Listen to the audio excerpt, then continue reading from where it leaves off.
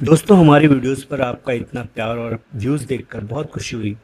पर अगर आप अभी तक इस फैमिली का हिस्सा नहीं बन पाए हैं, तो नीचे दिए गए लाल बटन को दबाकर अभी सब्सक्राइब कर लें। वीडियोस पसंद आए तो उसे लाइक भी करें और दोस्तों के साथ शेयर करें।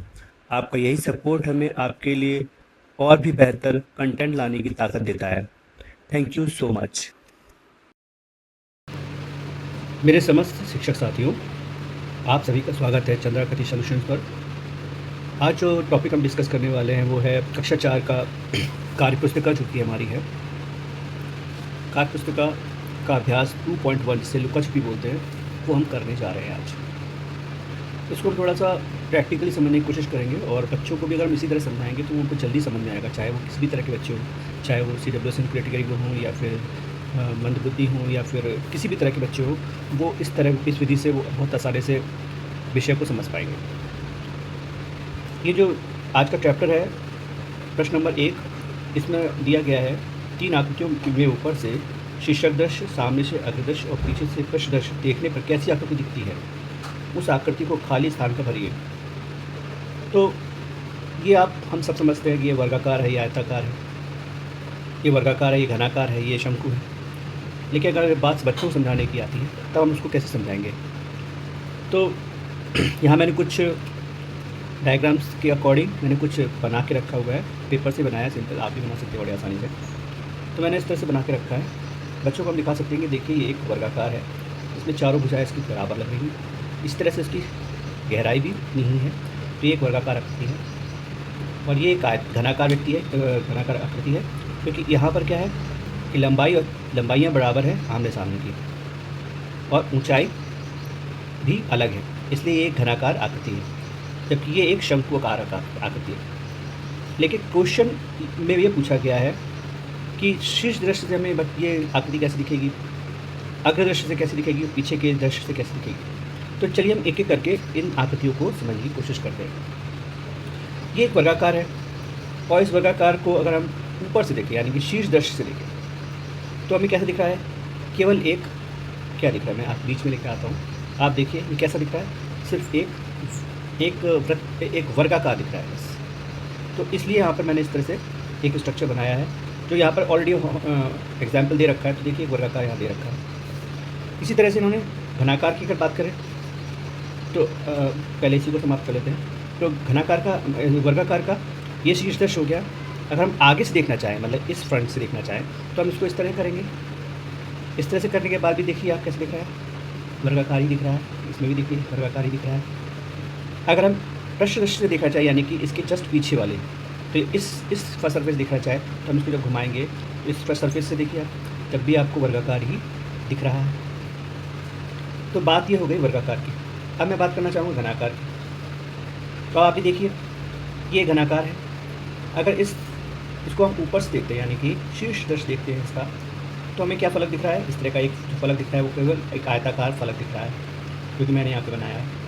अगर हम अग्रदृश्य से देखें, यानी कि सामने से देखें, इस साइड से देखें, तो हम इसको अगर ऐसे कर दें तो भी आपको आयताकार ही दिख रहा है, तो मैंने आयताकार बनाया हुआ है।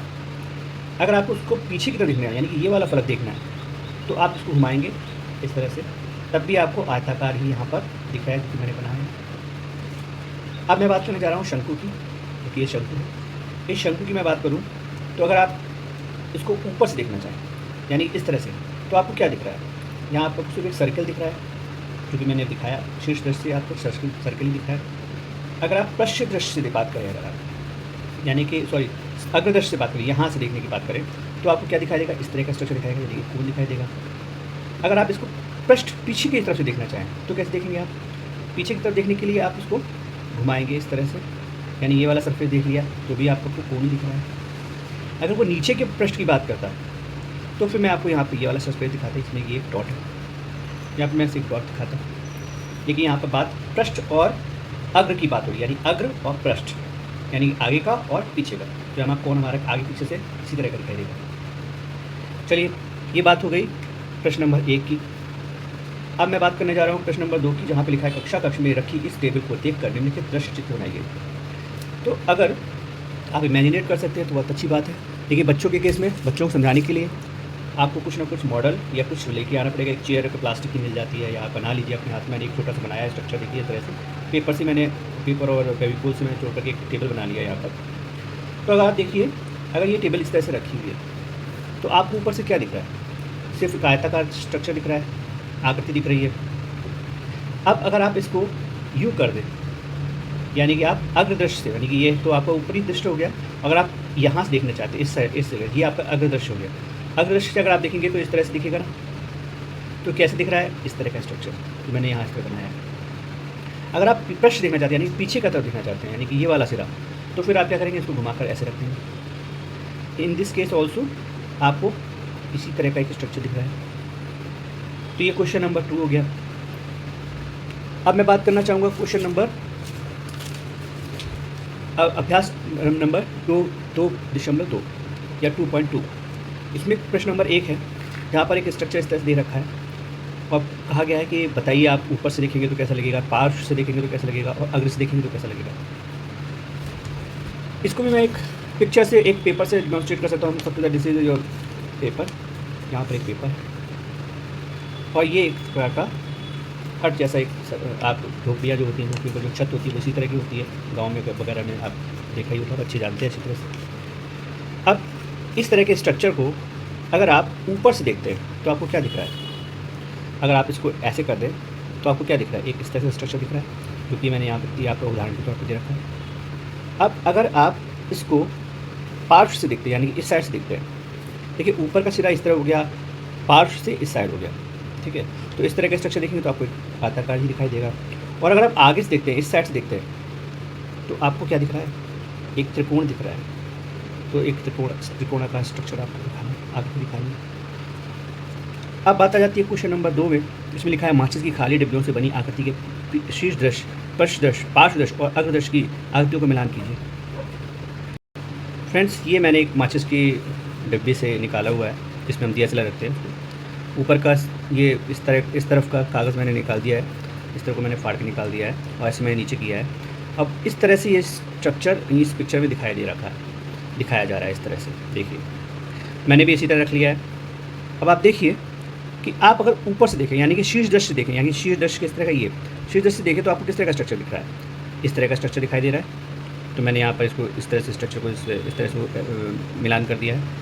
अगर आप अग्रदृश्य से बात करें, यानी कि इस तरह से ही देखना चाहें, आपका ये भाई ये शीर्ष था और ये साइड से देखेंगे तो अग्रदृश्य हो जाएगा हमारा। तो अग्रदृश्य से अगर आप देखें तो क्या होगा? आपको इस तरह का स्ट्रक्चर नहीं दिखाई दे रहा है। देखिए, तो अग्रदृश्य से आपने इस तरह देख लिया। अगर आप इसका पश्च यानी पृष्ठ दृश्य देखना चाहते हैं ना, तो पृष्ठ दृश्य देखने के लिए क्या कर सकते हैं? हम इसको पीछे घुमाएंगे, यानी कि पीछे वाला स्ट्रक्चर देखना है तो हम इसको ऐसे घुमा दें अगर, तो आपको क्या दिखाई दे रहा है? सिर्फ एक आयताकार स्ट्रक्चर ही दिखाई दे रहा है। मैंने इसको यहाँ मैच कर दिया। तो ये था हमारा अभ्यास 2.2। मुझे पूरी उम्मीद है, पूरी आशा है कि इस तरह से अगर आप बच्चों को समझाते हैं तो बच्चों को ना सिर्फ ये कॉन्सेप्ट समझ में आएंगे, बल्कि इजीली उनके लिए खेल में सिखाने वाला एक मेथड हो जाएगा।